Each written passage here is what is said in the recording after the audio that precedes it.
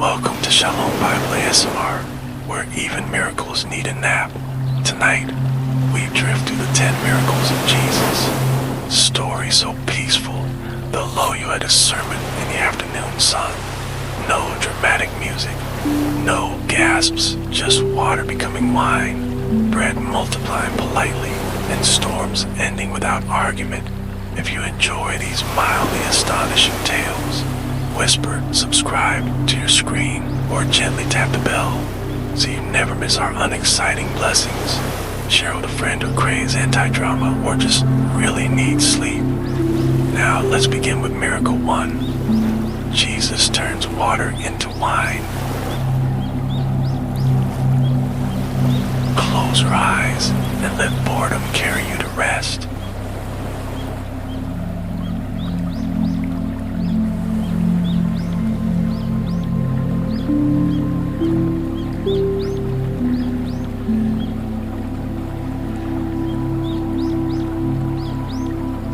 Chapter 1. Jesus turns water into wine.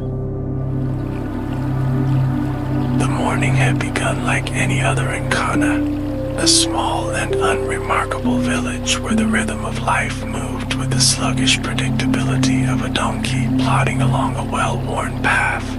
The sun, as it always did, rose in the east, casting long indifferent shadows over the dusty streets where merchants arranged their wares with the same tedious precision they employed every day. Olives in one basket, lentils in another, their prices debated in the same cyclical arguments that never seemed to resolve anything. The air smelled of dry earth and the faint, ever-present scent of livestock, a smell so ordinary that no one noticed it anymore. Jesus, having spent the previous night sleeping on a thin mat in a modest dwelling, rose with the same unhurried movements he always did, stretching his arms slightly to relieve the stiffness in his shoulders before slipping on his sandals, the leather worn smooth from years of travel, the straps slightly frayed at the edges where they rubbed against his ankles. He stepped outside, blinking against the sunlight, and walked toward the well at the center of the village, where women were already gathered, their voices a low murmur of complaints about the heat, the harvest, and the stubbornness of their husbands. He waited his turn, nodding politely to a woman who shifted her water jar to make space for him, and then drew up a bucket of water, the rope rough against his palms, the wood of the bucket slightly warped from years of use. He drank, the water cool but unremarkable, before pouring the rest over his hands, the droplets darkening the dust at his feet before disappearing entirely. Later, as the sun climbed higher and the heat grew heavier, he was invited to a wedding, not because he was particularly expected, but because weddings in Cana were communal affairs, and anyone who was anyone, and even those who were not, were welcomed with the same indifferent hospitality. The house was like all the others in the village, its walls made of stone and packed earth, the roof a thatch of dried reeds that did little to keep out the midday heat.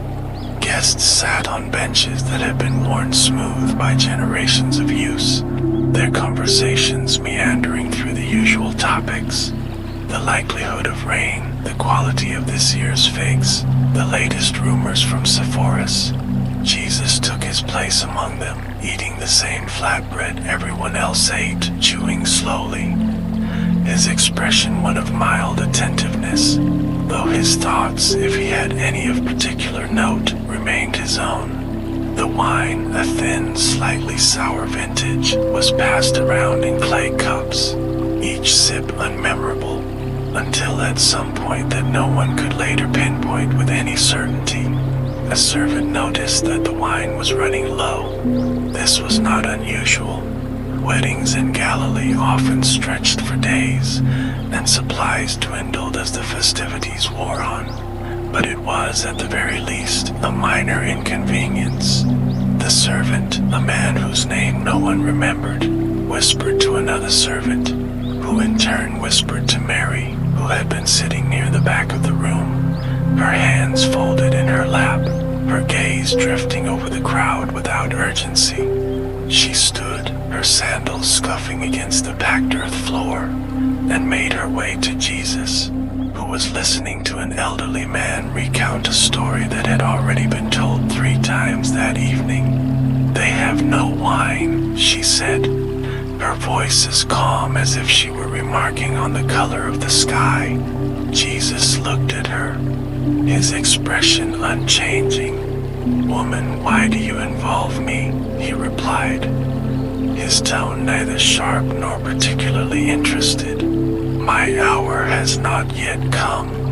Mary said nothing in return, only turned and walked away, her steps measured, her sandals making soft, shuffling sounds against the ground. The conversation around them continued, the hum of voices rising and falling like the distant buzz of insects in the fields. A child laughed somewhere, the sound brief and quickly swallowed by the monotony of the evening. Then, after a pause long enough for a servant to wipe the sweat from his forehead with the back of his hand, Jesus gestured towards 6 stone jars that stood against the wall. The jars were large, their surfaces rough from years of use, their purpose purely functional. They held water for ceremonial washing, a practice so routine that no one gave them a second thought. "Fill the jars with water," he said to the servants, his voice as flat as if he were instructing them to sweep the floor or fetch more bread. The servants, who had no reason to argue, took up their buckets and made their way to the well. The walk was short, their footsteps muffled by the dust, the only sound the occasional creak of the bucket's rope as they lowered it into the cool darkness below. They drew up the water, one bucket after another, their arms growing tired from the repetition, their tunics sticking to their backs with sweat. The water sloshed as they carried it back, spilling slightly over the edges of the buckets, darkening the ground in patches that dried almost instantly in the heat. They poured the water into the jars, one after another, the sound of it splashing against the stone dull and unremarkable. When the jars were full to the brim, the servants stepped back, wiping their hands on their tunics, their faces expressionless.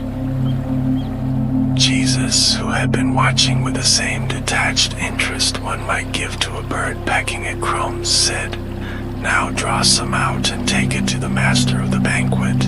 The servants did as they were told, dipping a cup into one of the jars and carrying it across the room, their footsteps echoing dully against the floor.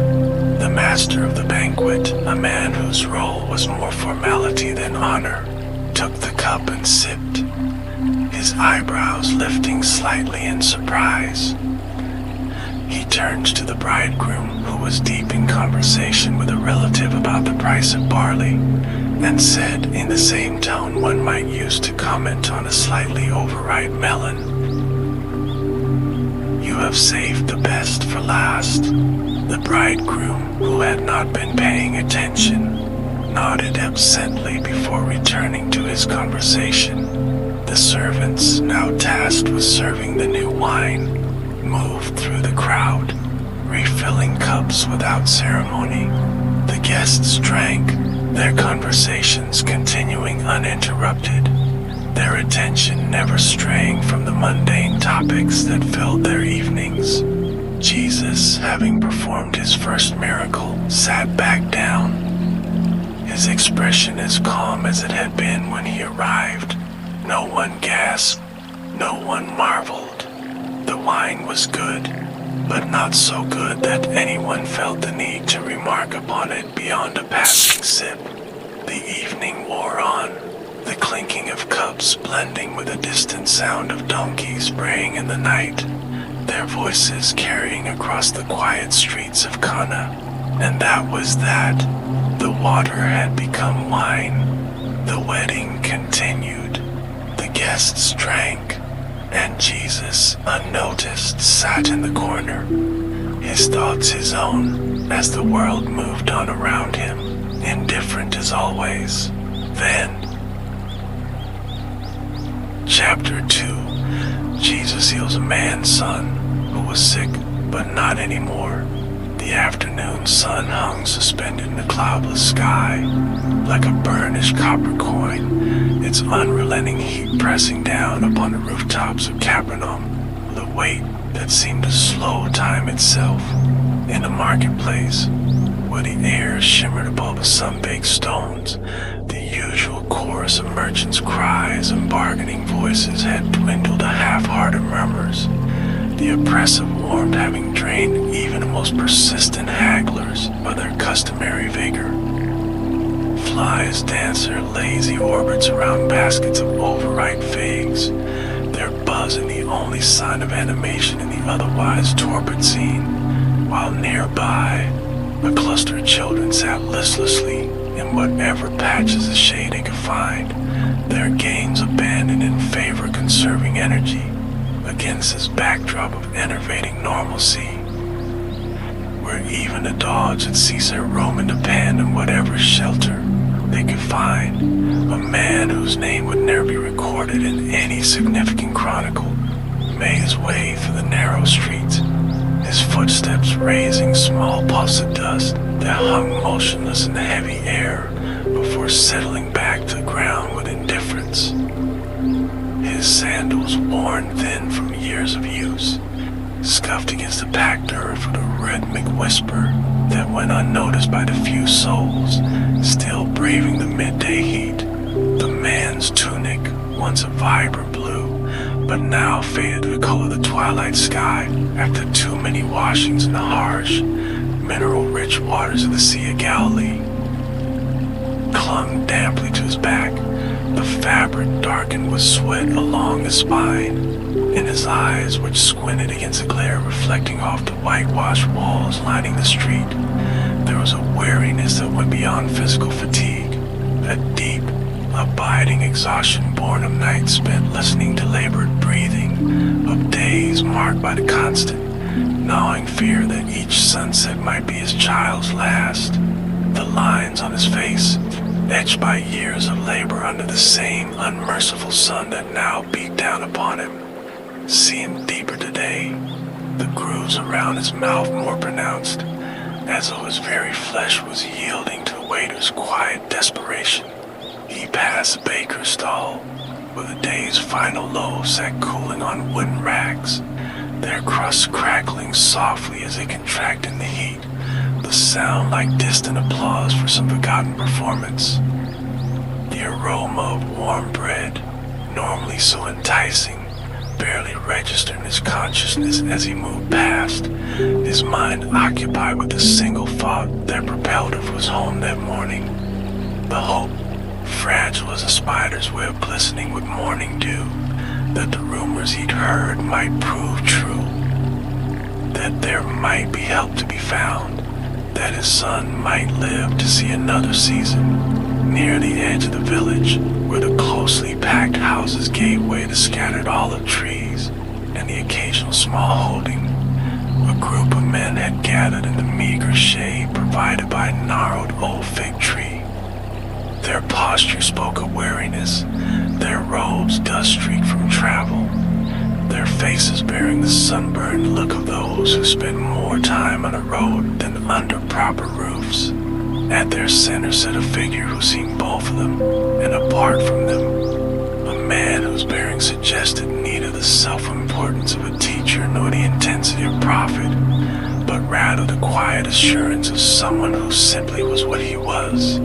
He was engaged in the utterly mundane act of sharpening a piece of wood with a small knife, the shavings curling away from the blade to accumulate at his feet in a small pile that would later be swept away by the wind, leaving no trace of their existence. The father hesitated at the edge of the gathering, his hands clenching and unclenching at the sides, the nails biting into his calloused palms with just enough pressure to ground him the moment.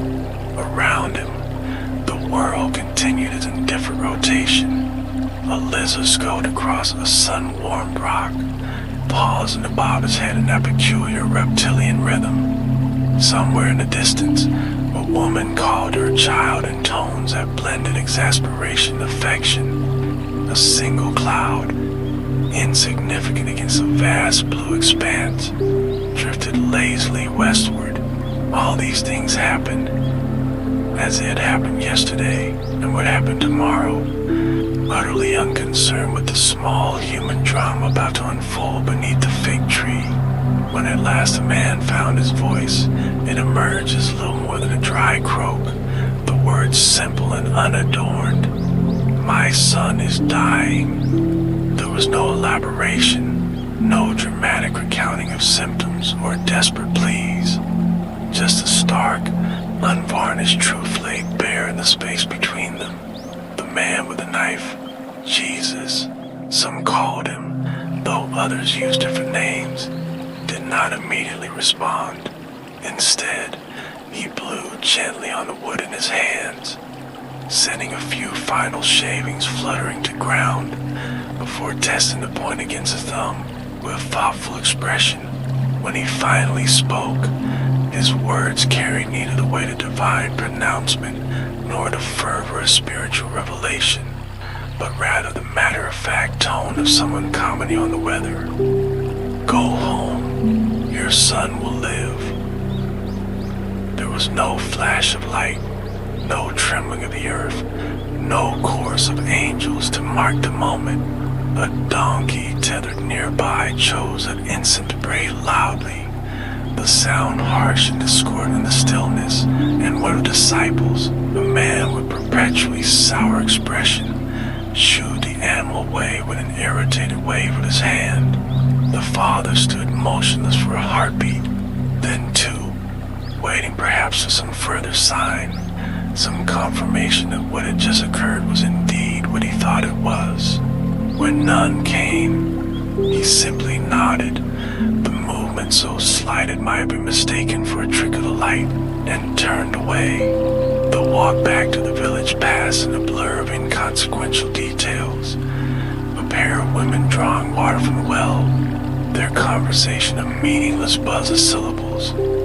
A group of old men playing some board game in the shade, their laughter like the rattling of dry reeds. A child chasing a chicken through dust, his shrieks of delight piercing the afternoon stillness.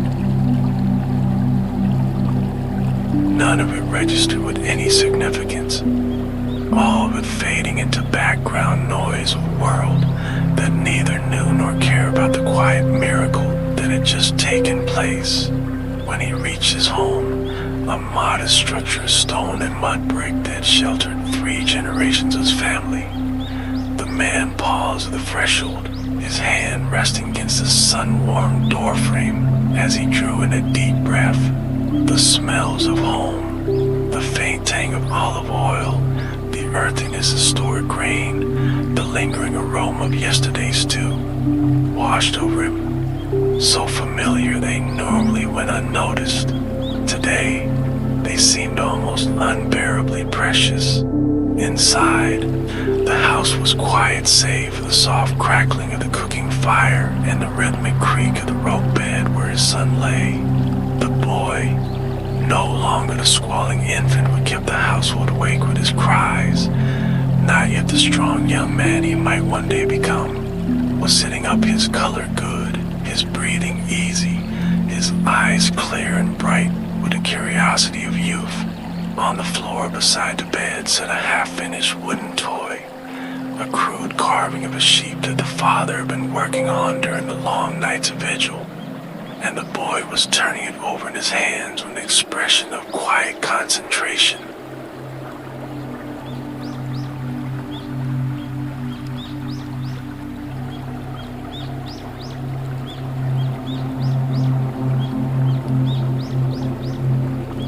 He woke up hungry, the man's wife said from where she stood by the hearth, her voice carefully neutral, though her white knuckle grip on the stirring spoon betrayed her emotion.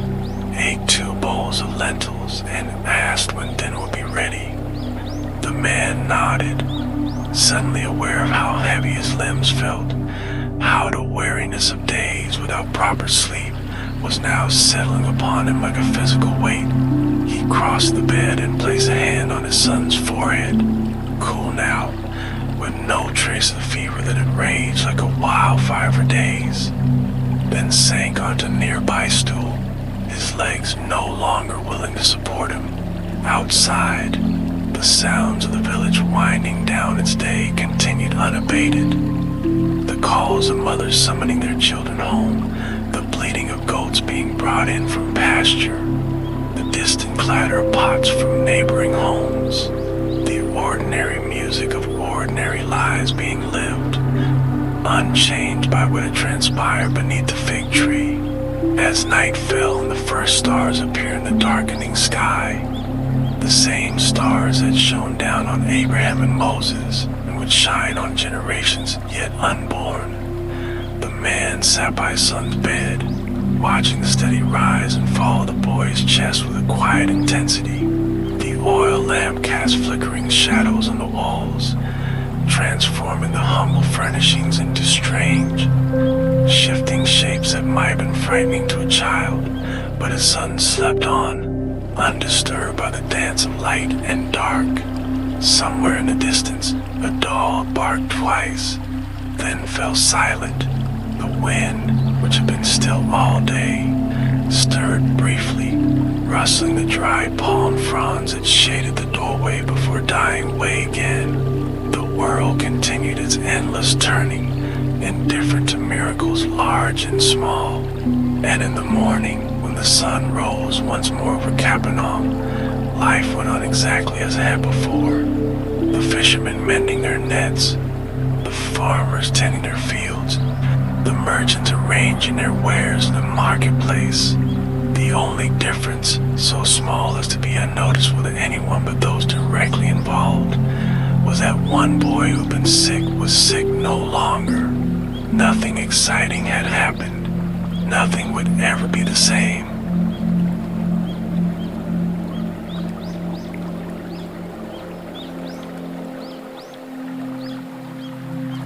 Chapter 3. Jesus feeds many people with bread and fish, a very long meal. The afternoon had worn on in its unhurried, inevitable way. The sun sliding down the dome of the sky like a bead of honey along the edge of a clay jar, its golden light growing heavier, more liquid as it pooled in the hollows of the land and gilded the tips of the grass where it bent beneath the occasional breath of wind. The great crowd that had gathered showed no signs of dispersing, though the day was waning and the shadows stretched long and lean across the open plain, their dark fingers reaching ever farther eastward, as if trying to bridge the growing distance between themselves and the vanishing sun. People sat in loose clusters, their bodies arranged in no particular order, some leaning against one another in familial intimacy, others maintaining careful spaces between themselves and their neighbors, the whole assembly looking from a distance like some vast, irregular mosaic composed of faded tunics and sun-darkened skin, of woven baskets and worn sandals cast aside in heat. The air hummed with the sound of countless conversations rising and falling like a murmur of distant waves, punctuated here and there by the sharp cry of a child at play or the sudden burst of laughter from some shared joke. The ordinary music of human gathering that seemed, in this moment, both timeless and ephemeral, as fragile as the dust that lifted in small puffs beneath sandhill feet only to settle again, unchanged and unchanging, near the center of this human sea.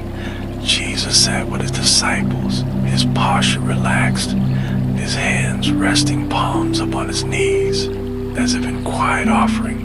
The disciples themselves formed a tighter circle around him, their faces showing varying degrees of weariness and concern as they cast occasional glances at the surrounding multitude. Their practical minds already wrestling with the problem of how so many might be fed as evening approached. Andrew, ever the pragmatist, had been counting and recounting on his fingers the few coins they carried, his lips moving silently as he calculated impossible sums. While Philip stared out across the crowd with something approaching dismay, his brow furrowed as he tried in vain to estimate their number. The others shifted restlessly, their stomachs beginning to voice their own quiet complaints, though none dared speak them aloud in the presence of their teacher. It was then that a boy, perhaps no more than 10 years old, his brown legs streaked with dust and his tunic patched at both elbows, came forward hesitantly, clutching a small basket to his chest with both hands, as if afraid it might be taken from him. His mother hovered a few paces behind, her hands twisting in the fabric of her apron, her eyes darting between her son and the circle of men. The boy stopped just outside to gather disciples, his bare toes curling into the dry grass. And when Jesus turned to look at him, he extended the basket with arms that trembled slightly. Whether from nervousness or the way of his offering, it was difficult to say. Inside lay 5 barley loaves, their flat, round shapes resembling stones more than bread, their crusts cracks in the day's heat, and 2 small fish, their silver scales gone dull and deaf, their bodies stiff and dry-eyed. The disciples exchanged glances at this meager offering, their expressions ranging from amusement to outright despair. But Jesus took the basket without hesitation, his work-roughened fingers brushing against the boy's smaller ones for the briefest moment before he lifted the provisions and held them up as if examining them against the light of the setting sun. A hush fell over those nearest as Jesus raised his face to the heavens and spoke a blessing, his voice carrying just far enough to be heard by the inner rings of crowd before being lost in the vastness of the plain. The words themselves were simple, no elaborate incantation, no dramatic invocation, just a quiet expression of gratitude for what was about to be shared, spoken the same tone one might use to thank a neighbor for a cup of water.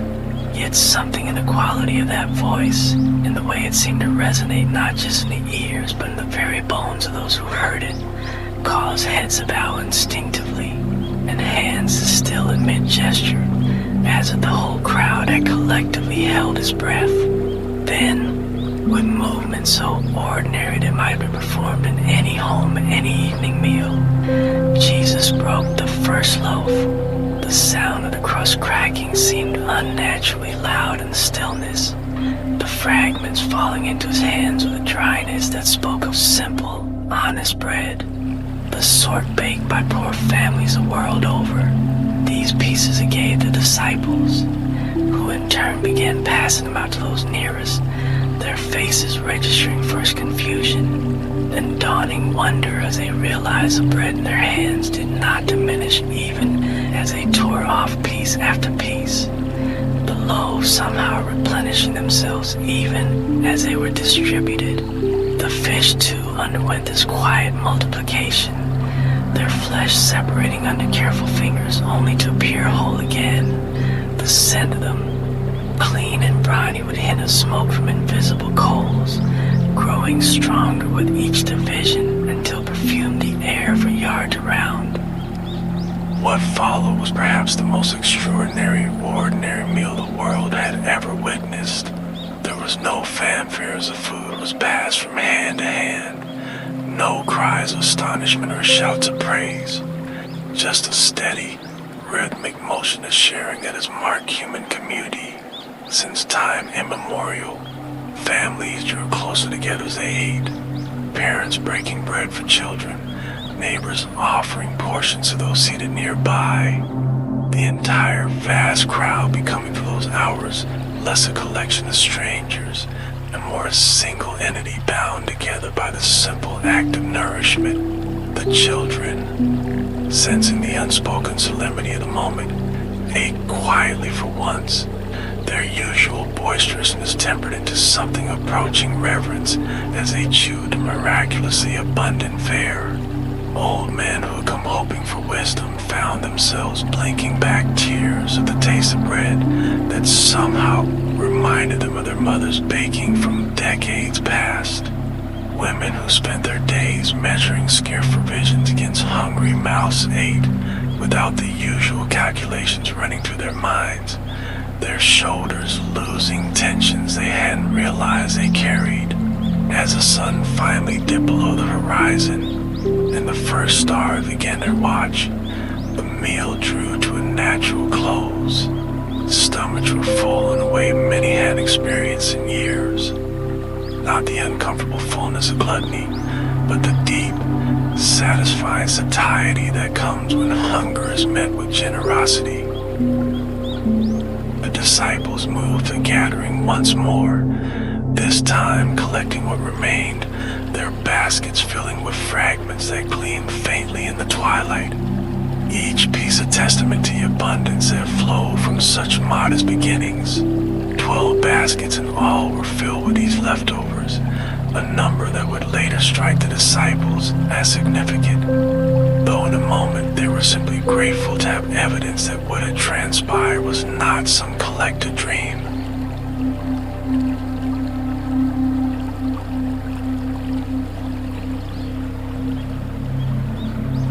The crowd disperses quietly as it had gathered, families helping elderly relatives to their feet, neighbors exchanging quiet words of farewell, children now sleepy with full bellies being carried on their father's shoulders. No one spoke of miracles as they made their way home along the darkening paths. No one fell to their knees in worship or clamored for Jesus to repeat the feat. There were no grand pronouncements or attempts to make meaning of what occurred, just a quiet, profound acceptance of grace received, of hunger satisfied, of a gift given without expectation of repayment. The plane emptied gradually, the sounds of departing footsteps and murmured conversations fading into the gathering dark until only Jesus and his disciples remained, the 12 baskets of fragments sitting among them like silent witnesses. And Jesus, who had spoken so little throughout the entire event, simply sat watching the last stragglers vanish into the night, his face illuminated by the soft glow of the rising moon, his expression unreadable. The disciples, for their part, found themselves without words to describe what they had participated in. The event seemed to defy both explanation and exaggeration. Too simple to be called miraculous, yet too profound to be called ordinary. Nothing exciting had happened. No one had complained, and yet each of them carried away the unshakable sense that the world had shifted slightly on an axis, that some fundamental truth about the nature of reality had been revealed in the breaking of that bread. If only they had eyes to see it. The night deepened around them, the stars multiplying overhead as if it echoed a meal just shared, their cold light indifferent to human wonder. Somewhere in the distance, a lone bird called, its cry sharp and lonely in the vast quiet. The grass, trampled by thousands of feet, would recover by morning, bending once more toward the sun, as if nothing extraordinary had occurred upon its blades. The plain would bear no marker of the miracle, the loaves and fish leaving no more trace than the wind that had carried their scent across the hungry crowd. Only the memory would remain, not a spectacle or drama, but a bread broken and shared, of hunger met with abundance, a moment when heaven and earth had touched so gently that most hadn't even noticed. And perhaps that was the greatest miracle of all.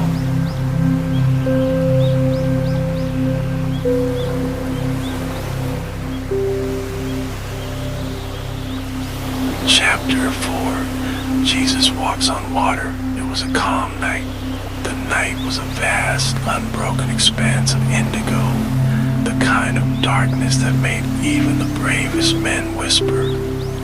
The Sea of Galilee stretched for the disciples like a sheet of black glass, its surface disturbed only by the occasional ripple of wind, gentle at first, but carrying the memory of past storms. The boat, a humble fishing vessel worn smooth by years of labor, creaked softly as it cut through the water, its wooden hull groaning in protest with every shift of the waves. The disciples had been rowing for hours, their muscles burning, their hands calloused and raw from gripping the oars. The air was thick with the scent of damp wood and fish lingering in the planks, mingling with the cool, briny tang of the lake. They had left the crowd behind at Jesus' command, their hearts still heavy with the weight of the miracle they had witnessed. The bread and fish multiplied in their very hands, thousands fed from the single boy's offering. The memory should fill them with unshakable faith. And yet, as the shoreline faded into night, a quiet unease settled among them. The sea was unpredictable, its mood shifting without warning. One moment it could be as still as prayer, the next it could rise up in fury, swallowing men whole. The weight of the unseen, John, ever observant, was the first notice to change in the wind, a whisper at first, barely there, like the breath of a sleeping giant. Then, slowly it grew, a murmur through the sails, a chill against their skin. Andrew tightened his grip on the oar, his knuckles whitening. "Do you feel that?" he muttered, his voice barely audible over the rhythmic splash of oars. Peter, always the boldest, scoffed, "It's just the night air. Keep rowing." But even as he spoke, his eyes darted toward the horizon, where the moon's pale glow painted the waves silver. He had spent half his life on this lake, knew its tricks and treacheries. Yet tonight, something felt different, an electric tension in the air, as if the very fabric of creation held its breath. The ghost of doubt, the wind did not listen. It grew stronger, tugging at their cloaks, whistling through the rigging. The boat rocked, and Thomas, ever pragmatist, braced himself against the side. "We should have waited for morning," he muttered, his voice edged with frustration. "Night crossings are for fools and desperate men." James the elder, his beard flecked with spray, shot him a sharp look. "And which are we, Thomas? Fools for following him, or desperate for his words?" The question hung in the air, unanswered. Then a shadow. At first, it was nothing more than a flicker at the edge of vision, a trick of the moonlight on waves. But as the disciples strained their eyes, the shape became clearer, a figure walking toward them, not beside the water, not wading through the shallows, but on the water, the impossible made flesh. A collective gasp tore from their throats. Bartholomew stumbled back, nearly overturning a basket of nets. James the younger crossed himself instinctively, his lips moving in silent prayer. Even Peter, who had faced storms and demons without flinching, felt his blood turn to ice. "A ghost!" Phil cried, his voice cracking with terror. His mind raced with tales of drowned sailors, spirits cursed to wander the deep. But the figure drew closer, its silhouette now unmistakable. A man, cloaked in the night, his feet treading the surface of the sea as effortlessly as if it were solid ground. The waves that had moments before threatened to capsize their boat, now still beneath the steps. The wind itself seeming to pause in reverence. And then a voice, "Take courage, it is I, do not be afraid." The word struck them like a physical force, resonating deep in their bones. That voice, they knew it. It was the same voice that calmed fevers, that had commanded demons to flee, that had spoken with such authority even the wind and waves obeyed. Jesus, the leap of faith. Peter's heart pounded so fiercely, he feared would burst from his chest. A wild requiescence seized him, one born of equal parts faith and madness. If Jesus could walk on water, then surely, Lord, if it is you, he called out, his voice trembling, command me to come to you on the water. For a heartbeat, there was silence. Then, come. A single word, an invitation, a test. Peter did not hesitate. He swung his leg to the side of the boat, his breath coming in short, frantic gasps.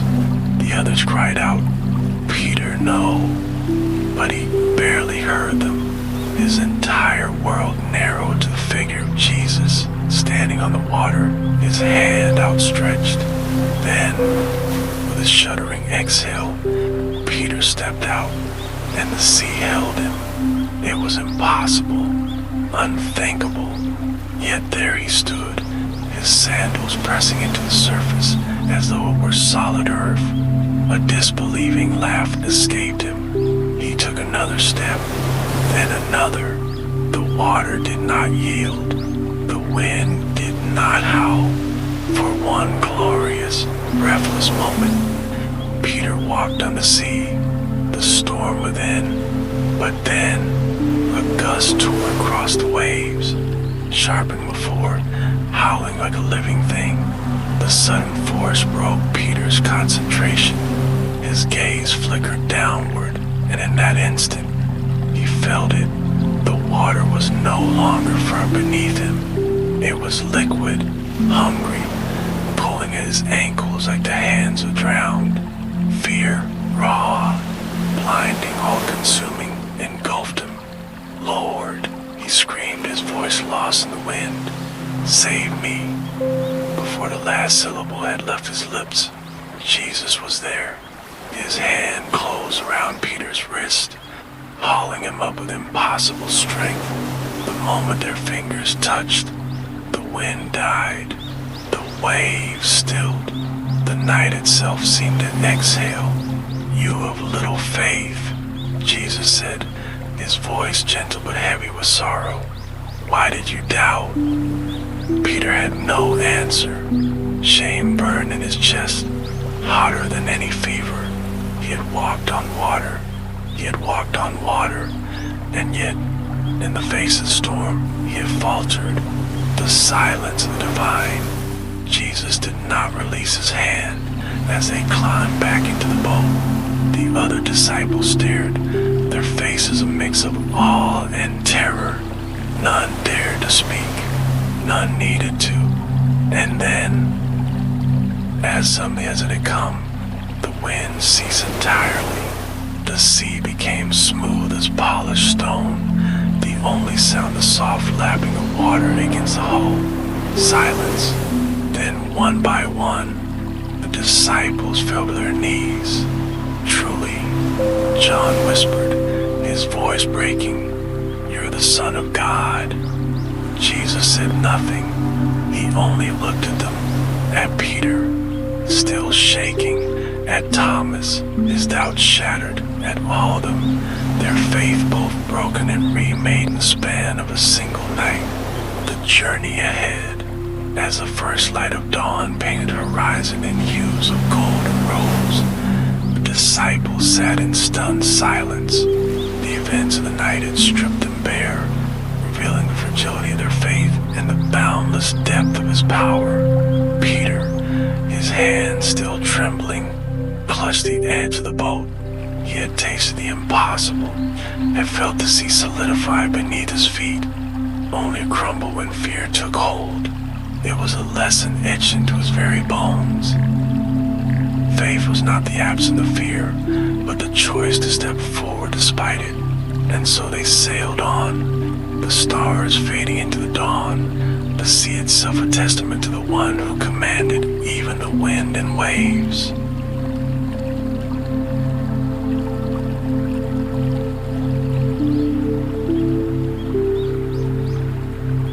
Chapter 5.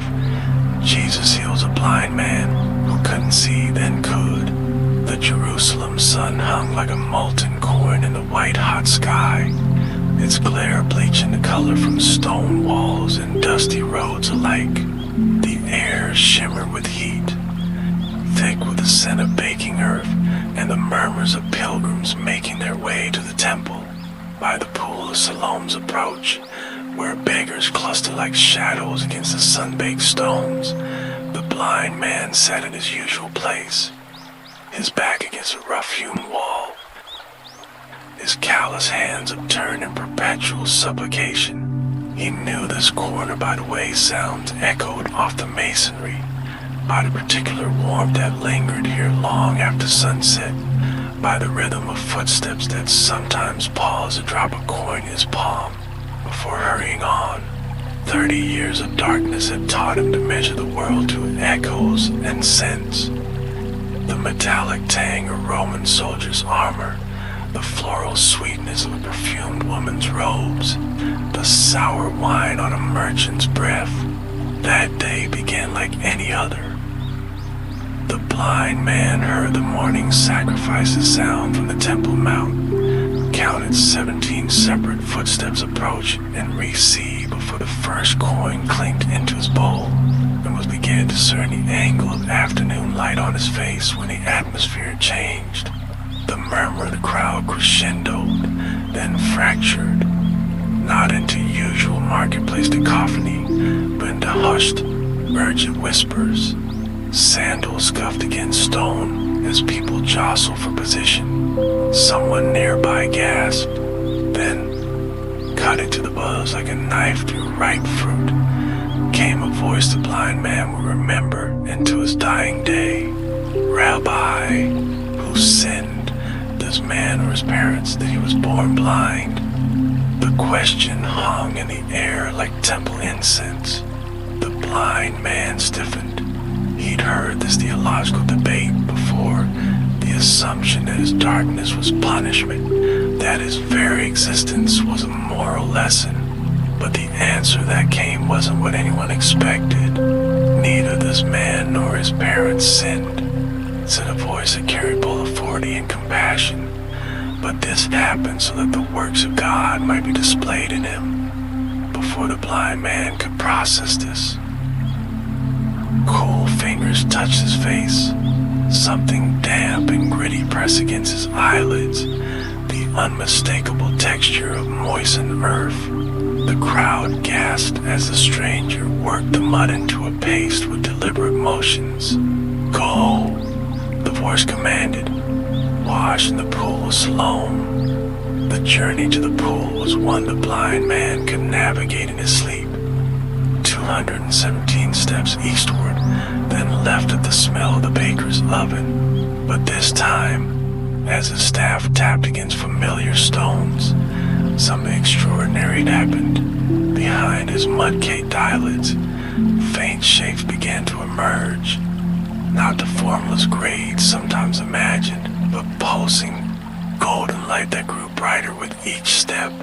By the time he reached the water's edge, his heart pounded like a war drum. The pool of Shalom's waters, when he plunged his hands in, felt colder than he remembered. He scooped up double handfuls and scrubbed his face, the mud dissolving in gritty streaks down his cheeks. Then lightning, fireworks, a supernova exploded behind his eyes as the world burst into being all at once. Colors assaulted him first. The impossible blue of the sky, the dazzling white of summit stone, the kaleidoscope of robes in saffron and indigo and crimson. Shapes resolved next, the rippling water reflecting his own stunned expression, the palm frond swaying overhead, the crowd of faces now staring at him with identical expressions of shock.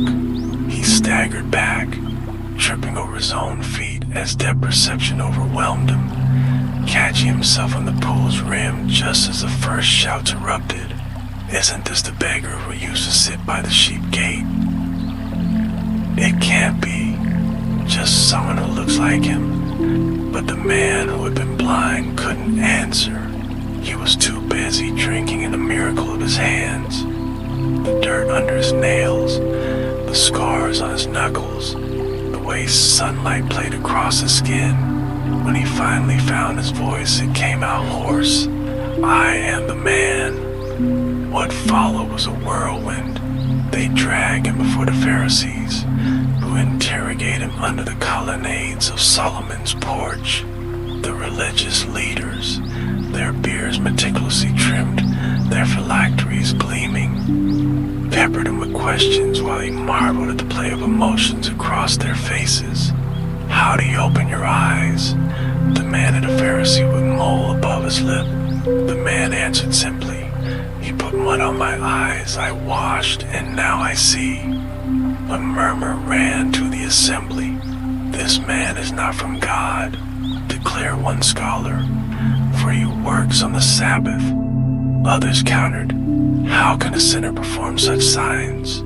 The debate raged until they turned back to the healed man. "What do you say about him?" asked the high priest, whose gold-edged robe fascinated the formerly blind man. "It was your eyes he opened."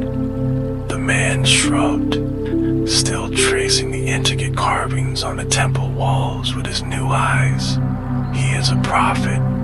When the Pharisees insisted he recant, the man's newfound vision gave him unexpected courage. "I don't know if he's a sinner," he said, meeting each pair of disbelieving eyes in turn. "But I do know this. I was blind and now I see." The interrogation grew heated. They called his parents, who confirmed his identity but feared expulsion from the synagogue. Finally, in frustration, the Pharisees drove the man out with curses.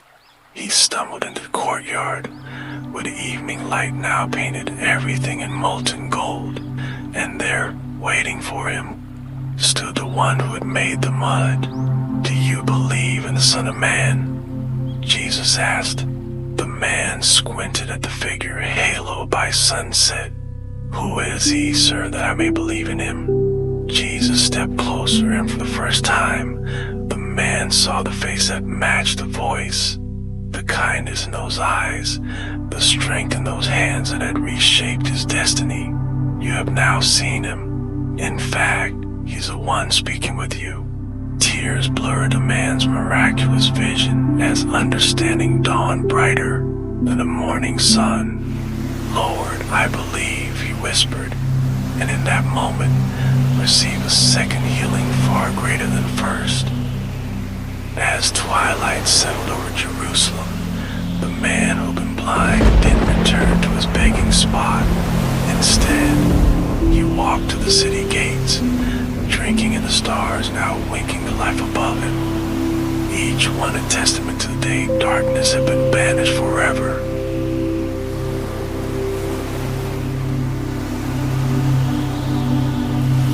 Chapter 6. Jesus calms the storm. The disciples were tired. The afternoon had been long and arduous, the kind of day that lingers in the bones. The disciples' muscles ached from hours of pulling nets heavy with fish, their hands raw from the coarse ropes, their skin tingling with the salt spray of the Sea of Galilee. Jesus had taught the crowds all day, his voice carrying over the water as people pressed close along the shoreline, hungry for more than just bread.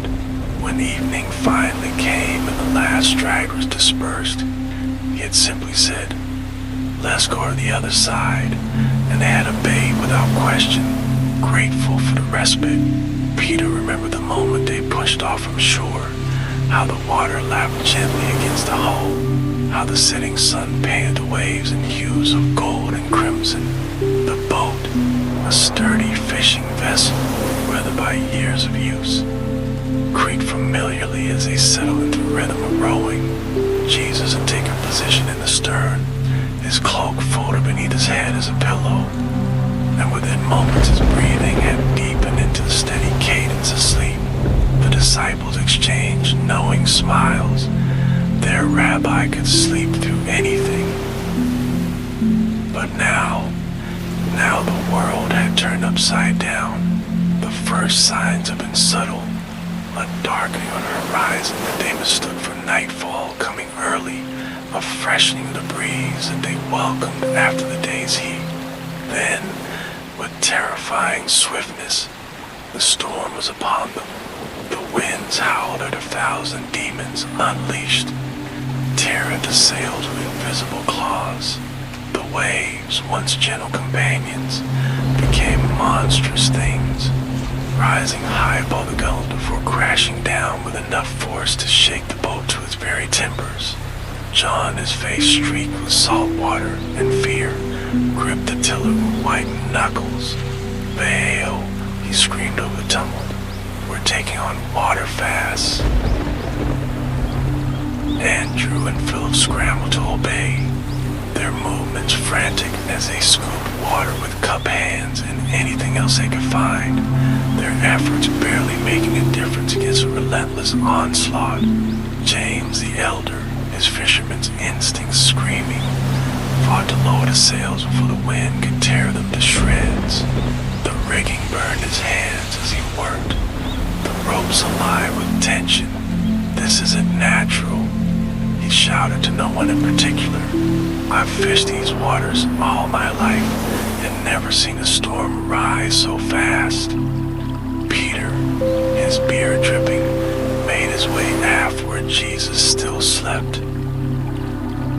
The sight struck him as almost blasphemous. How could he rest while death stared in the face? The boat pitched violently, sending Peter crashing to his knees beside the sleeping form. "Rabbi," he shouted, shaking Jesus' shoulder with a desperation born of terror. "Don't you care if we drown?" The moment stretched impossibly long before Jesus' eyes opened, not with a startled confusion of someone roused from sleep, but with a calm awareness that seemed to pierce through the chaos. He sat up slowly, water dripping from his hair, his gaze taking the panicked faces of the disciples, the raging sea, the storm-torn sky. Then he stood. The boat lurched again, but Jesus' footing remained sure, as if the waves themselves dared not disturb his balance. He raised his hands, not in fear or supplication, but in command. When he spoke, his voice cut through the storm's fury like a blade through parchment. "Peace, be still." The effect was immediate. The wind didn't die down gradually. It ceased as if a door had been slammed shut on its fury. The waves, which had been towering like mountains, flattened into gentle swells. The clouds parted with unnatural speed, revealing the sky splashed with stars that seemed to shine brighter than ever before, their light reflecting off the suddenly placid water. The silence that followed was more shocking than the storm had been. The disciples stood frozen, their clothes dripping, their chests heaving, their eyes wide with something beyond fear, something akin to holy terror. The boat rocked gently now, the only sound the soft lapping of water against the hull and the distant cry of a night bird. Jesus turned to them, his face illuminated by the moonlight. "Why are you so afraid?" he asked, his voice carrying both compassion and a hint of sorrow. "Do you still have no faith?" The question hung in the air like the scent of ozone after lightning. Peter opened his mouth to respond, but no words came. What could he say? That he had seen Jesus heal the sick, cast out demons, even raise the dead, but somehow had believed he could master the elements, that his faith had been strong on dry land but had dissolved like salt in water when the storm came. Around him, the other disciples seemed equally stunned. John, usually so quick with words, simply stared at his own hands as if seeing them for the first time. Thomas, ever the skeptic, ran his fingers along the gunwale as if checking that the wood was real. Andrew had sunk to his knees, his lips moving in silent prayer. The rest of the journey passed in awed silence. The boat seemed to glide effortlessly through the water now, as if propelled by unseen hands. Occasionally, one of the disciples would open his mouth as if to speak, then think better of it, closing it again with a shake of his head. As the eastern shore drew near, its familiar outlines emerging from the darkness, Peter found himself studying Jesus' profile in the moonlight. The rabbi had resumed his place in the stern, his features calm, his eyes reflecting the stars. Who was this man who commanded storms like servants? What did it mean to follow someone who spoke to wind and waves as a master to his household? The question swirled in Peter's mind like the departed storm clouds, but one thing he knew with sudden clarity. This was no ordinary teacher, no mere prophet. The storm had revealed something terrifying and wonderful, that the power which created the heavens and the earth, which set boundaries and seas, which numbered the stars and called them by name, was sleeping in their boat, and that changed everything.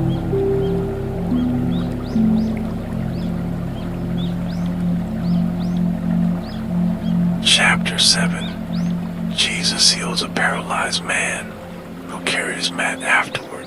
The noonday sun beat down mercilessly upon Capernaum, transforming the dusty streets into an oven and making the very air shimmer with heat. It was one of those scorching Galilean days where the heat became a tangible presence, heavy and oppressive like a thick blanket smothering the town. Simon Peter's house, spacious by local standards but now hopelessly overcrowded, bulged at the seams with a heterogeneous crowd packing every available inch of space. The atmosphere inside had grown thick with the mingled odors of sweat, burning lamp oil, and the faint metallic tang of blood from the sacrificial animals slaughtered earlier at the synagogue. Near the doorway, a group of Pharisees stood stiffly in their meticulously clean robes, their faces glistening with perspiration, yet maintaining expressions of studied composure. Rabbi Eliezer ben Jacob, his beard carefully oiled and phylacteries gleaming in the dim light, discreetly fanned himself with a parchment scroll while pretending to examine its contents. Beside him, the wealthy merchant Hanan ben Ezra shifted uncomfortably, his fine linen tunic already sticking to his back. They had come not as sincere seekers, but as critics sent from Jerusalem to investigate this radical teacher from Nazareth. At the center of the room, Jesus sat teaching with an authority that made even these skeptical scholars lean forward unconsciously. His voice, calm yet penetrating, carried effortlessly above the occasional cough or rustle of garments. The kingdom of heaven is like a merchant seeking fine pearls, he was saying, his hands moving gracefully as he painted word pictures, who, when he found one pearl of great value, went and sold all that he had and bought it outside the packed house. For determined figures struggled to the crowd, their muscles straining under the weight of a paralyzed man on a stretcher. The youngest, Eliezer, a fisherman by trade, adjusted his grip on the rough wooden poles, his calloused hands slipping with sweat. "Make way," he called hoarsely. "Please let us through." But the wall of bodies remained impenetrable. The paralyzed man, Nathan's son Tobias, lay perfectly still on his pallet, his atrophied limbs wrapped loosely in simple linen. At 38 years old, he spent nearly 2 decades watching life pass by from his mat near the city gates where he begged daily. His dark eyes, the only part of his body that moved freely, darted between his 4 friends' faces with mixture of hope and apprehension. These men, Eliezer, Joel, Reuben, and Malachi had been his only connection to the outside world since his illness began, turned back, snapped a woman near the doorway, glaring at him over her shoulder. "There's no room here for a cripple." Her words stung like salt in a wound, but Nathan had grown accustomed to such remarks. What truly pained him was seeing the strain on his friends' faces as they fruitlessly tried to push forward. Reuben, the oldest of the four, suddenly straightened. "The roof," he exclaimed, pointing to the external staircase leading up the side of the house. Without hesitation, they began maneuvering the stretcher toward the steps, Nathan gripping the sides tightly as they jostled him upward. Each bump sent waves of discomfort through his rigid limbs, but he bit his lip and remained silent. Meanwhile, below, Jesus had begun recounting the parable of the sower when the first fragments of dried mud pattered down from above. The crowd murmured in confusion as dust drifted lazily in the shafts of sunlight piercing the dim interior. Peter, ever protective of his master, jumped up immediately. "What in blazes?" he began, brushing debris from his shoulders. Before anyone could react, for determined faces appeared in the newly created opening above, their features backlit by the harsh sunlight.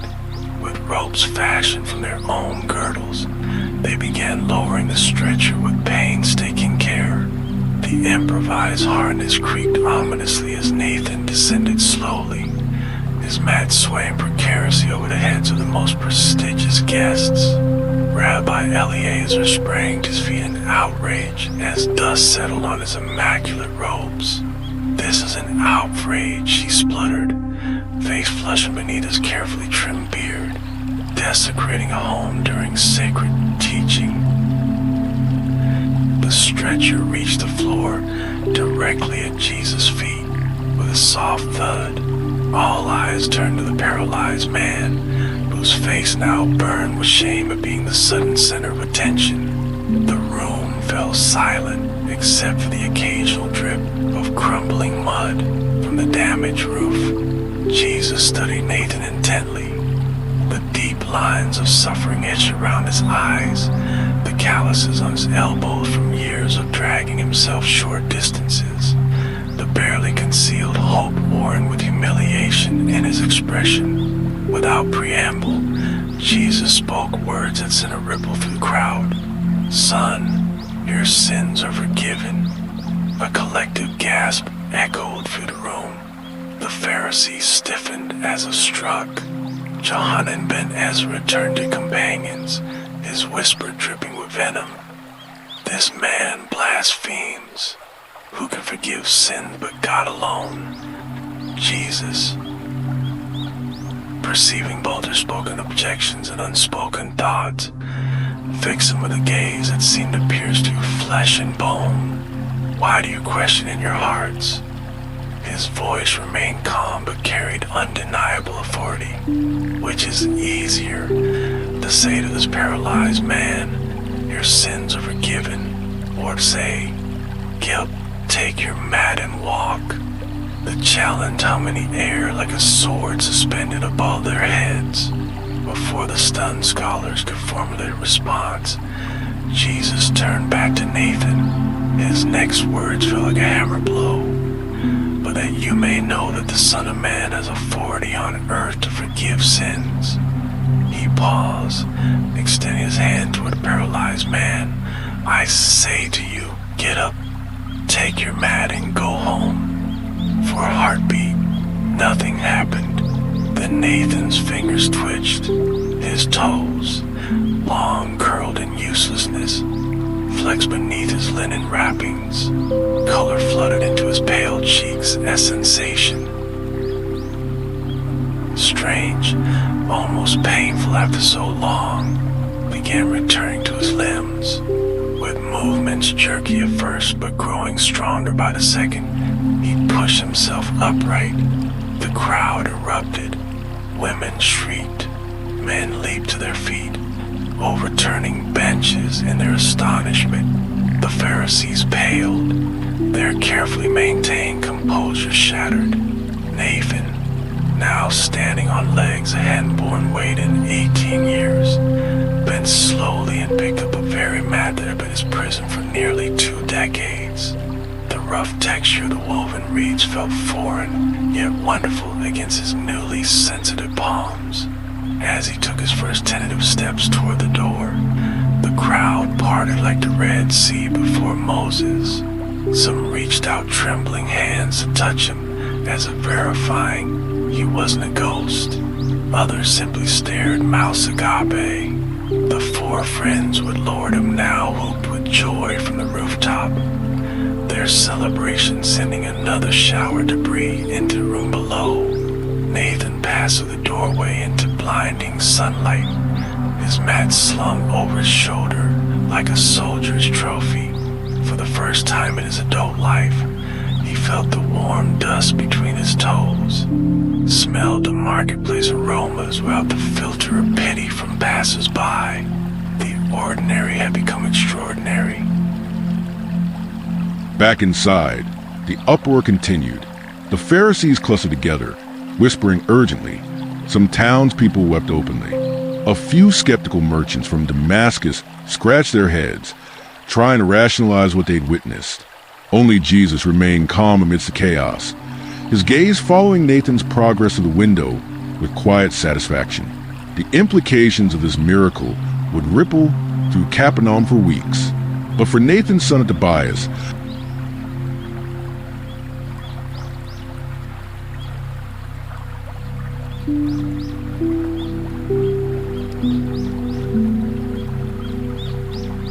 Chapter 8. Jesus raises a girl from the dead. She was very sleepy. The morning had dawned like any other in Capernaum. The sun rising over the Sea of Galilee in a blaze of gold and crimson. The fishermen already hauling in their nets. The marketplace stirring to life with the cries of merchants and the smell of fresh bread baking.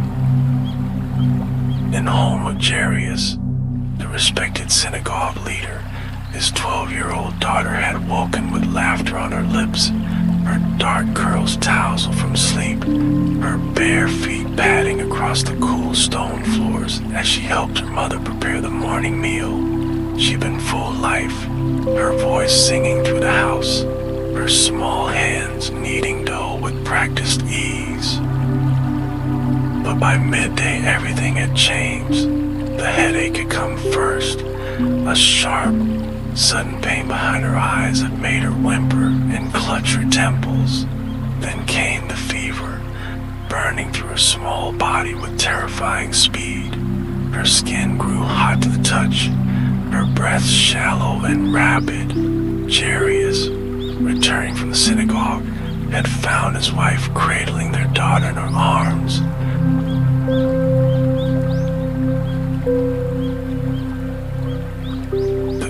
Body limp, her eyes rolling back in her head. The local physician had been summoned, but his remedies, cool cloths, bitter herbs, whispered prayers, did nothing to stem the tide of sickness. By the 3rd hour, the girl's breathing had grown labored, her lips tinged blue, her fingers curled into stiff, lifeless claws. It was then that Jairus, whose robe still stained with daughter's sweat,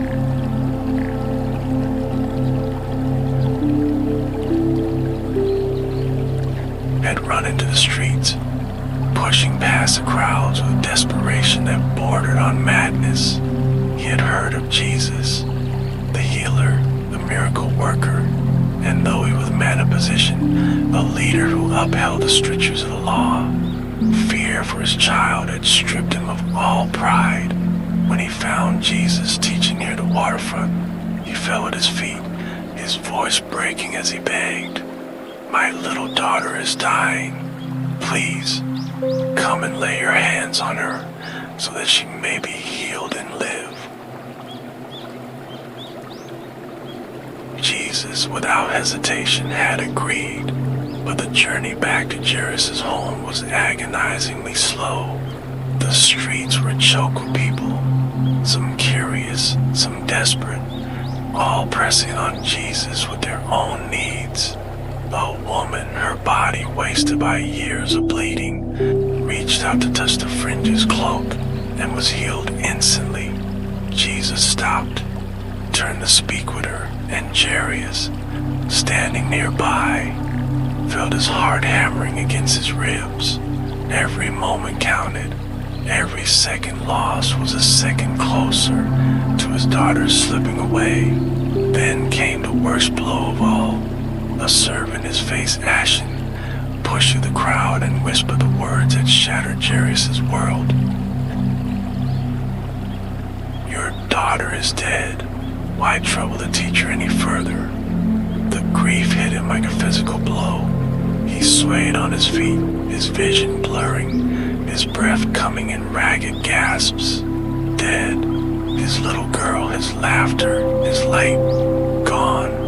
But Jesus, turning to him, placed a hand on his shoulder and said, "Do not be afraid, only believe." They continued to Jairus' home, where the sound of mourning had already begun. Professional wailers stood at the door, their cries piercing the afternoon air. Flute players blew mournful notes, and women beat their chests and practiced rhythms of grief. The scent of myrrh and funeral spices hung thick in the air, and neighbors clustered in the courtyard, their faces masks of sorrow. Jesus, surveying the scene, asked, "Why all this commotion and weeping? The child is not dead but sleeping." The mourners scoffed, their cries turning to mocking laughter. "Sleeping? We know death when we see it." But Jesus, undeterred, sent them all away. Only the girl's parents, his closest disciples, Peter, James, and John, remained as he entered the room where the child lay. The air was heavy with the scent of death, the girl's small body already prepared for burial, her face covered by a linen cloth. Her mother stood by the bed, her hands trembling, her eyes red raw from weeping. Jesus approached the bed and took the girl's lifeless hand in his. Then, in a voice soft but brimming with authority, he spoke 2 words, "Talitha koum." "Little girl, I say to you, arise." For a heartbeat, nothing happened. Then, a gasp, the linen cloth over the girl's face fluttered as her chest rose with sudden, deep breath. Her eyelids fluttered open, her dark eyes blinking in confusion. Color flooded back into her cheeks, her fingers twitched, and then, wonder of wonders, she sat up, rubbing her eyes like a child roused from a deep sleep. Her mother shrieked, falling to her knees and gathering her daughter into her arms, covering her face with kisses. Jairus, his legs giving way, collapsed beside them, his shoulders shaking with sobs of joy. The disciples stood frozen, their faces alight with awe. Jesus, ever practical, smiled and said, "Give her something to eat." The girl, her stomach growling, looked around in sleepy bewilderment. "Abba," she murmured, her voice still thick with sleep. "Who is that man?" Jairus, tears streaming down his face, could only shake his head. Outside, the mourners had fallen silent, their flutes hanging slack in their hands. The neighbors whisper among themselves, some in awe, others in skepticism, but the truth was undeniable. The girl who had been dead was now sitting at the table, happily eating honey cakes, her laughter once again filling the house. And Jesus, having restored life with a word, slipped quietly into the afternoon shadows, leaving behind a miracle that would echo through the ages.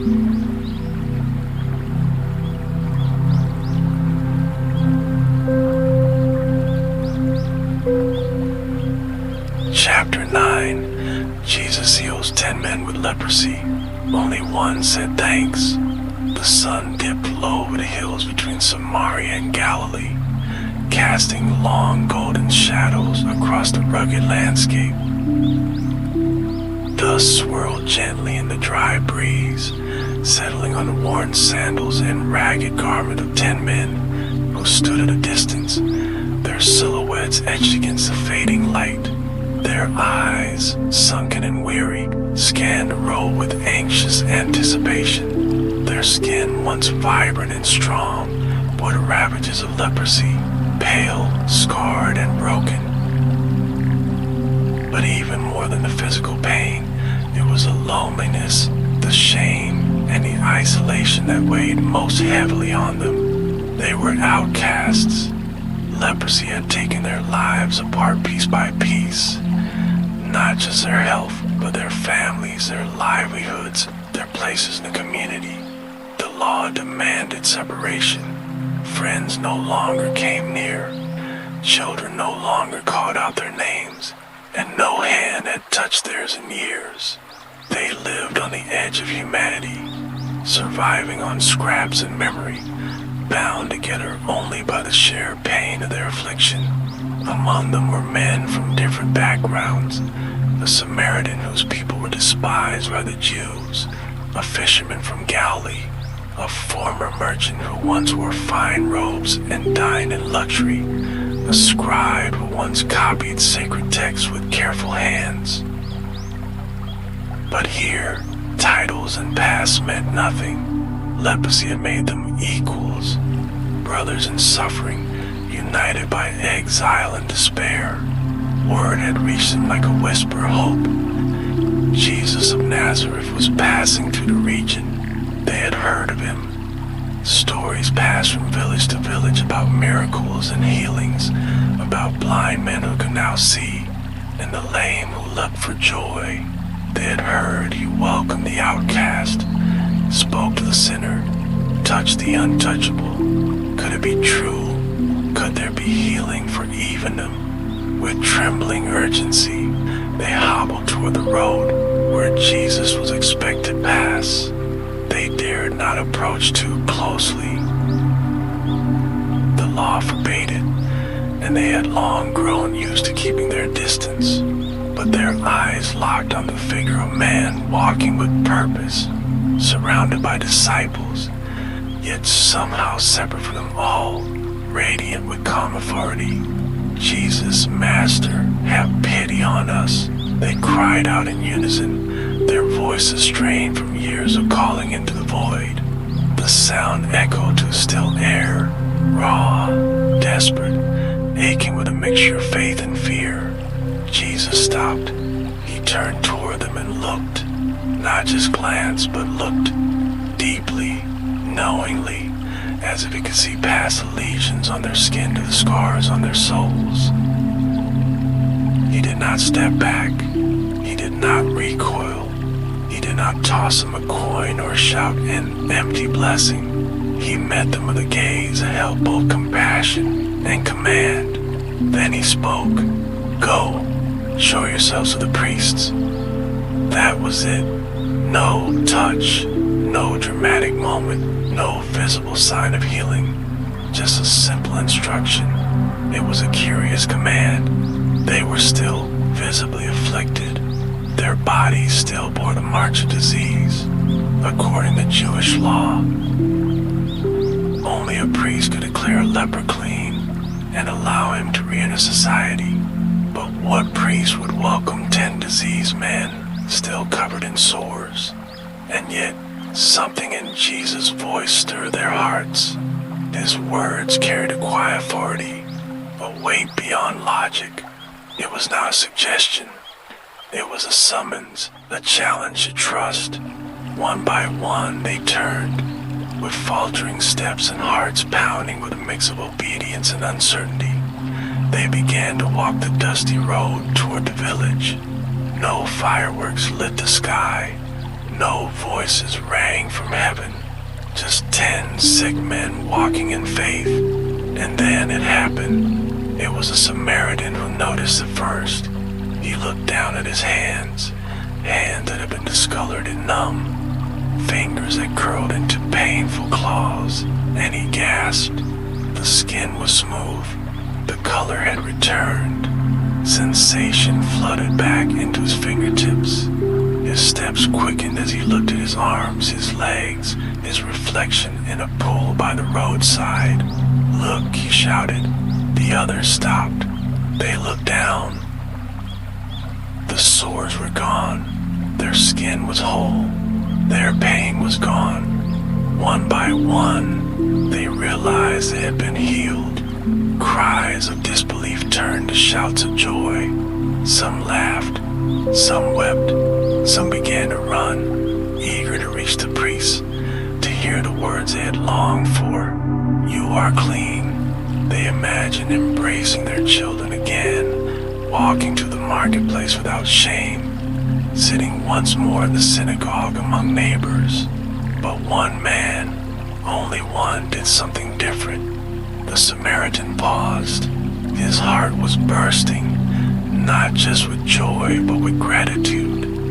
Not just for the healing, but for the healer. He could not continue walking without returning to one who had changed everything. He turned around. His feet kicked up dust as he ran back toward Jesus. His breath caught in his chest. But he didn't slow down. When he reached Jesus, he didn't speak. He didn't ask for anything more. He simply fell to the ground, face to the dirt, and wept. His tears with the earth as his voice cracked in praise and thanksgiving. His clean hands, his whole, restored hands, clutched the feet of the man who had restored his life. Jesus looked down at him. He waited a moment, then looked toward the road, now empty of the other 9. Were not all 10 cleansed? He asked aloud, "Where are the other 9? Was no one found to return and give praise to God except this foreigner?" The question hung in the air, heavy and painful. The Samaritan lifted his face, still streaked with tears. He met Jesus' eyes with awe and wonder. He had no answer for the absence of the others. He only knew that he could not let the miracle pass without gratitude. Jesus reached out, lifting the man to his feet. His voice softened. "Rise and go. Your faith has made you well." There was a deeper meaning in those words. The man had already been physically healed, like the others, but this was something more. His soul had been touched, his spirit restored. He had not only been cleansed, he had been made whole. The other 9 had received a miracle, but this one had received salvation. In the stillness that followed, the man stood, a former outcast now filled with purpose and peace. As he turned to walk the road again, his steps were lighter, his heart burning with something far greater than joy. He had met Jesus, and he would never be the same. Reflections. This story is not merely about physical healing. It is about recognition, recognizing the source of healing, the giver of the gift, and responding with gratitude. All 10 men were healed. All experienced the mercy of Christ, but only one turned back to say thank you. The difference between being healed and being made whole lies in the heart's response. Gratitude opens a door to deeper relationship, to transformation, to a faith that goes beyond receiving blessings and seeks the heart of the blesser. How often do we cry out in need, and when our prayers are answered, we rush off to enjoy the result without stopping to acknowledge the one who answered. Jesus notices. He asks still, "Where are the other 9?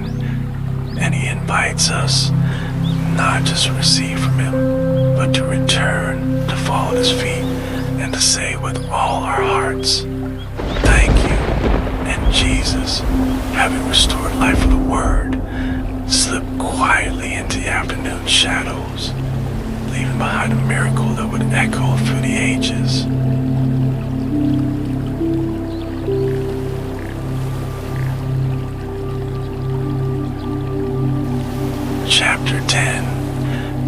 Jesus catches fish for Peter after a bad night of fishing. The night had stretched into eternity.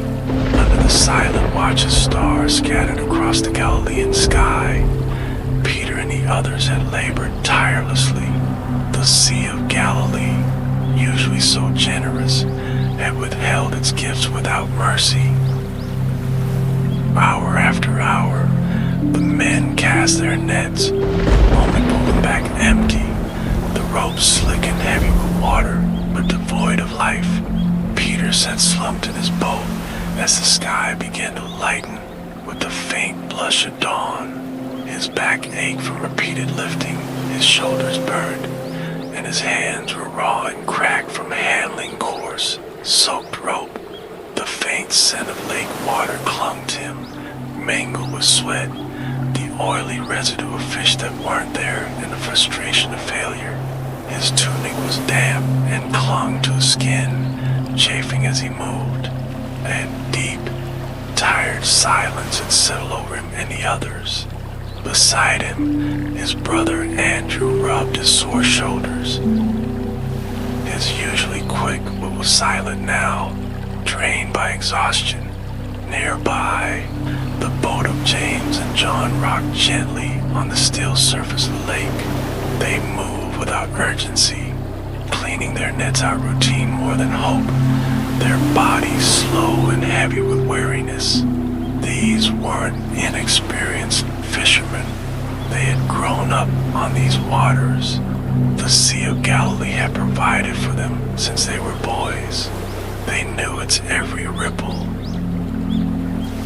every hidden inlet, the times and places when the fish would swarm. But tonight had been different. Tonight, the sea had remained silent, empty.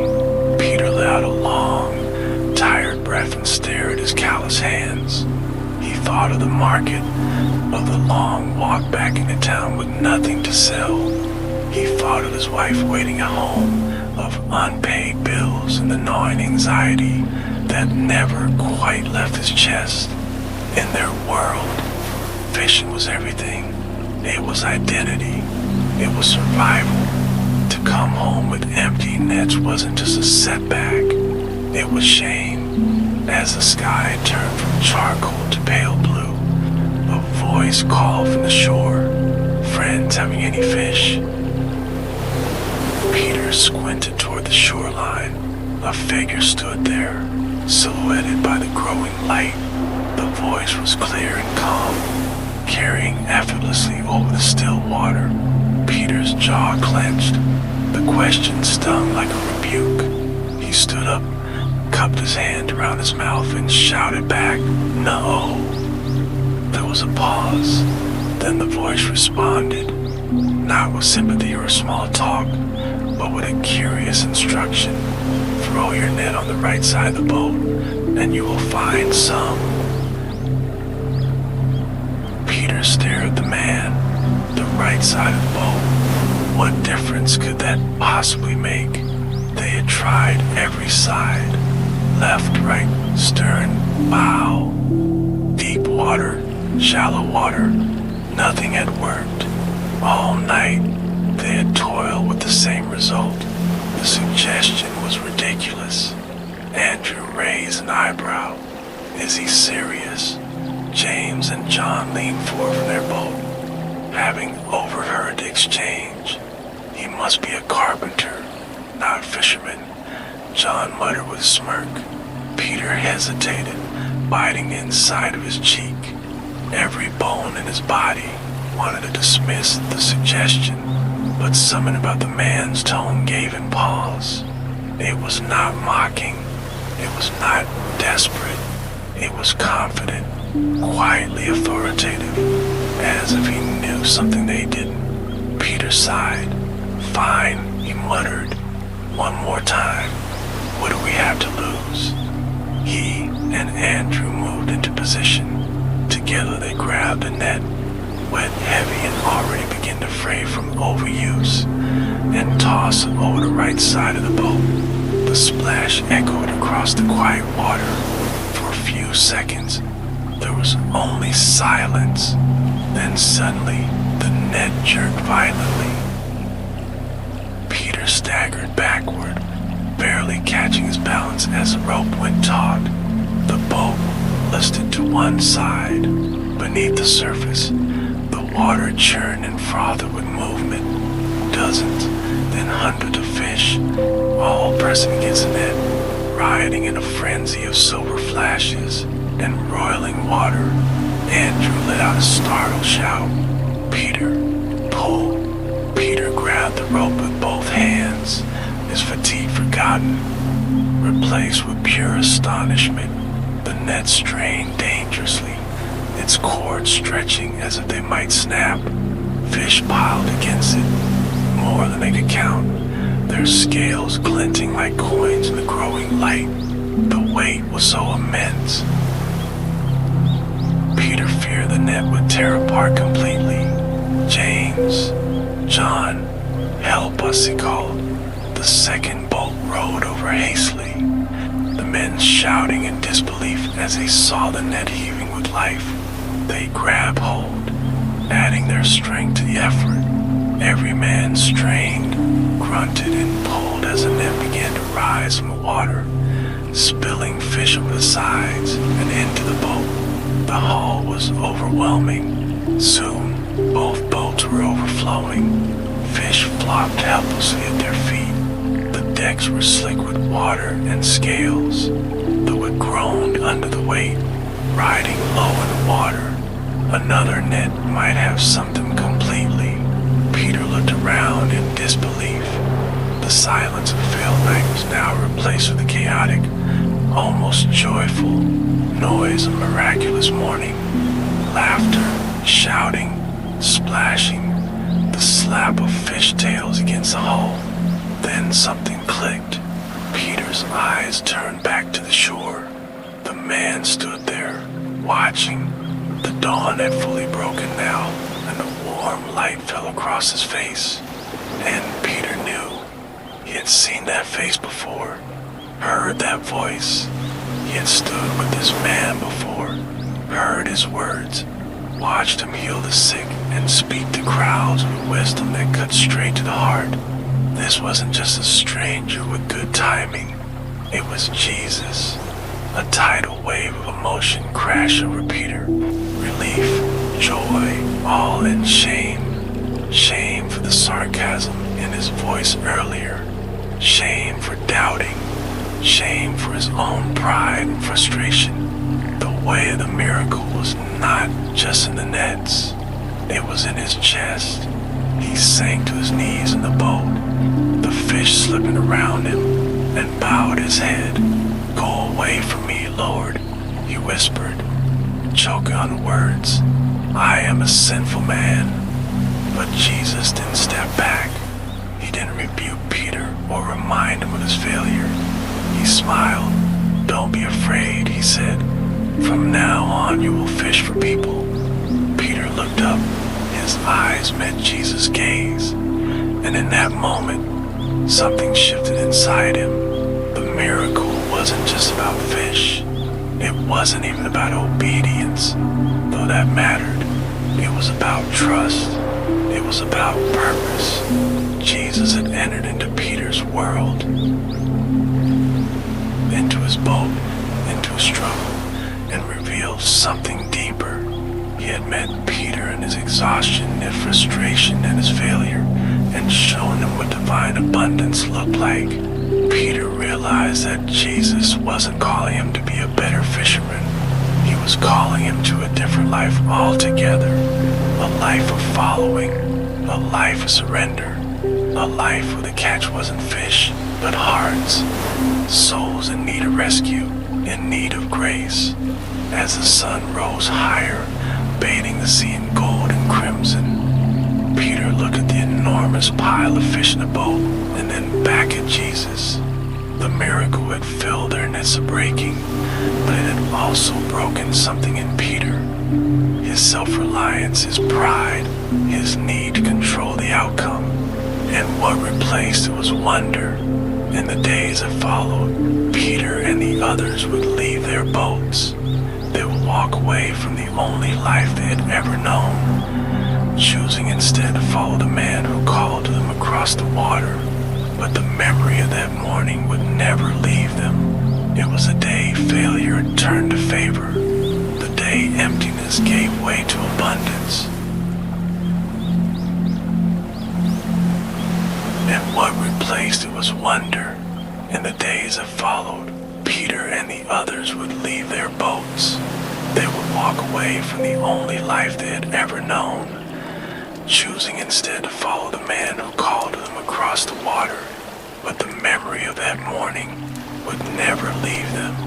It was the day failure turned to favor, the day emptiness gave way to abundance, the day Jesus met them where they were and called them to something far greater.